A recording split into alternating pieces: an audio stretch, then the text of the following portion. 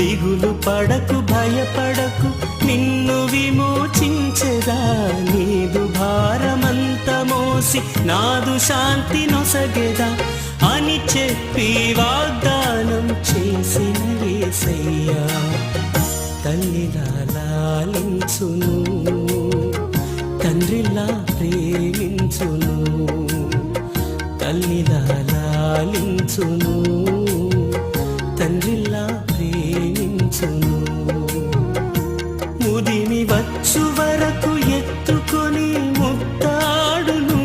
సంక పెట్టుకొని కాపాడును